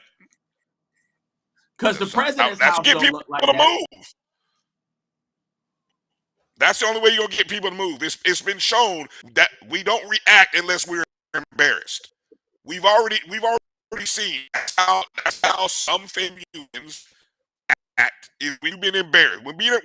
Look, we just had this great LeBron 7 pair of shoes go out, right? Everybody's all excited. But again, now imagine if everybody who bought a pair of $200 LeBron 7s, if you put yeah, like that. Now go put $200 into donating to the baseball stadium project. You know, but we got to go show the other stadiums. Go show Childs, Leon, Lincoln, Rickards compared to uh our FAMU. baseball field, FAMU's facilities. You know, show the community college. And again, so maybe that's what we got to do. Maybe that's our next project for the ONG. We gotta go back. We have to shame the devil, so to speak. Right? You ain't got these. You ain't got these. You ain't Yeah, got these. nah, I'm still Nice, looking for a bro. green pair. And nice. Congratulations. Those of you. I put up a Twitter poll to try to see how many people copped themselves a pair of the shoes over the weekend. I got to go back and look. Go back and look and see. I'm going to go back and look in a second. But, hey, here's a couple things I wanted to make note about the FAMU baseball schedule. The non-conference schedule, there's 11 non-conference home games, beginning with a 3-game weekend series against Eastern Illinois, February 17th, 18th, and 19th. And then we go right into a 2-game series with Mercer on Monday and Tuesday. So 5 home games to open the season. In total, there are 26 home games, 11 non-conference, 15 SWAC season contest. We close the season. Now, this is what we get to talking about the SWAC season. This is why I think I like the end of our season, because we close with 3 home series against Jackson State, Bethune, and the defending champs, Alabama State. That's how the regular season ends. So the last 9 of the last 10 games, that's real advantageous for the end of the season. A couple other things Coach mentioned: February 24th through the 26th, we are once again playing in the Andre Dawson Classic. We play Southern on the 24th, New Orleans on the 25th, and Prairie View A&M on the 26th. Okay. Then in March, we travel to Atlanta to play in the Ralph Gar Bill Lucas HBCU Baseball Classic against Grambling State. The last 2 years we played Grambling State, I don't think we've lost a game in this series. They've been 3-game series. Does anybody know if we lost a game in this series? If we have, we maybe lost 1. No, I think we swept them every time. I think can't we swept remember them both times. So this will be Let's year go. 3. Keep going. So, as you continue to scroll down, you see other home games, against Ball State, a 3-game series against Florida Gulf Coast. That's non-conference. And that's all before you get into the season. So basically, can you imagine if we had a stadium and you have 26 home games? Kelvin, talk about the economic impact for a program with, let's just say if we had a modest 2,000-seat stadium. 3,500. I don't needs know. to be the size of the game. 30. I don't know what other SWAC or 3,500. smaller 3,500. You think that's okay? So 3,500 seat stadium. Imagine having that, and you have 26 game inventory. The amount of revenue you could generate for your sport through a 26 game season at home. I mean, on just 1,000 season tickets, you're talking, what? Minimum, I mean, I don't know, do the math. 26 times, I don't know what. Somebody who's an economist, do the math there. But let's just say you might be able to generate close to $500,000 on season tickets for baseball. That's what FAMU is missing out on. That's what FAMU athletics, that's what FAMU baseball is missing out on, because we have dump truck facilities. But that's all right. We'll have to do some things to fix that, because shame seems to be the only way that things change and things happen. So, hey, real quick before we close the show, guys, a couple of program notes and some other FAMU teams. Our bowling team is participating in the SWAC cluster this weekend, somewhere out in Mississippi. The name escapes me. I'm not even going to just say SWAC cluster in Mississippi. But that's bowling starting on Friday.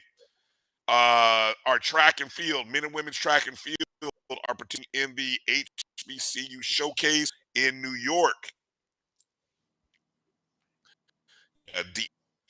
Mississippi, D'Iberville. That's where the SWAC cluster One is, and I know it doesn't say that, but I looked on the SWAC webpage, and it seemed to be the same place as where Cluster 2 is. But anyway, so our men and women's track schedule came out. They're in New York this weekend. Uh, I know they're trying. Look, I forgot. I'm not even gonna bring up the compliance issue in terms of schedules. I'm not gonna do that. But that's the HBCU showcase in New York beginning this Saturday. And so I know the full indoor and outdoor schedule just recently got released.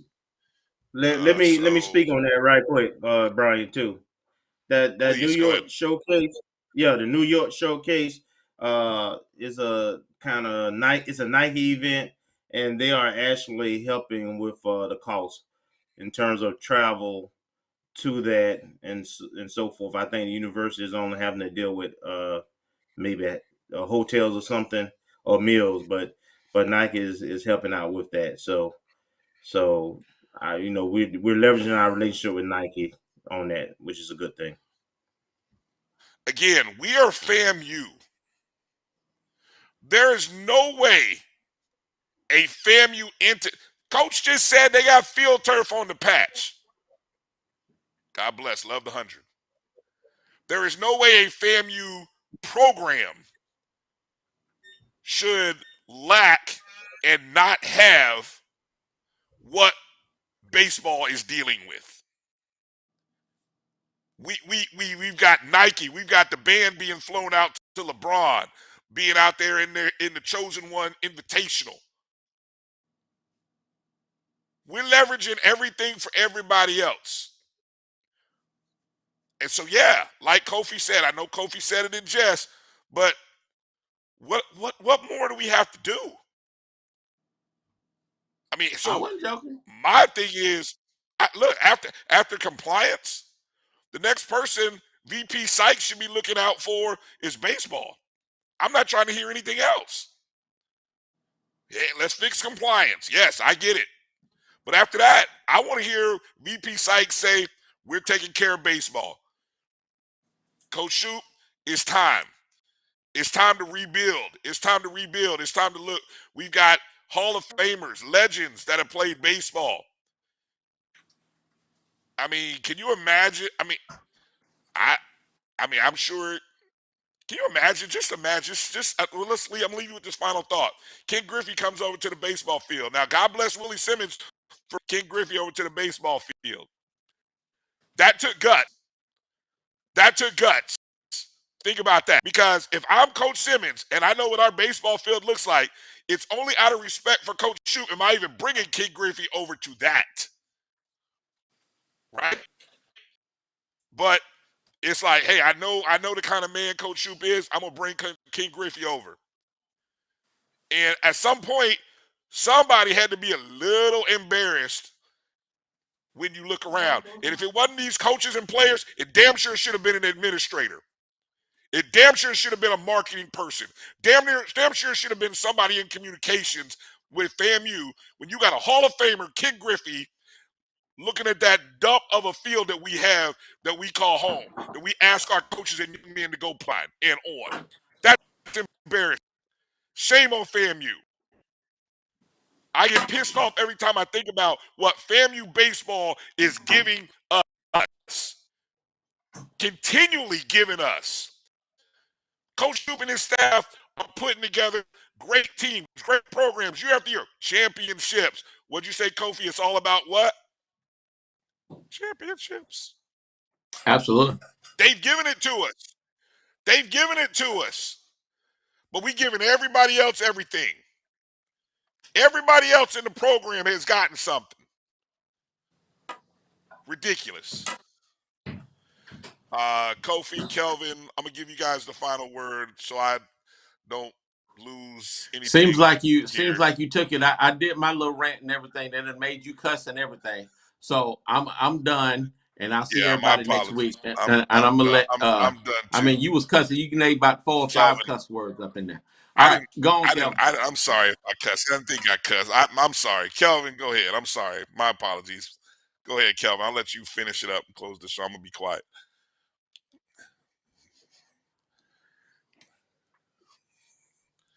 Kelvin, you're on mute.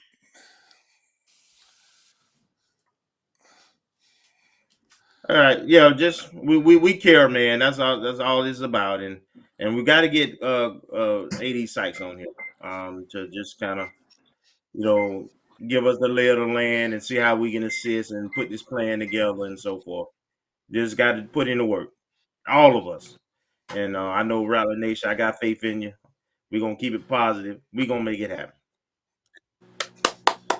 ONGstrikeZone@gmail.com. We want to hear your thoughts, your opinions. I apologize if I cussed. I didn't even think I did, but I might have. A little loose. Apologies for that.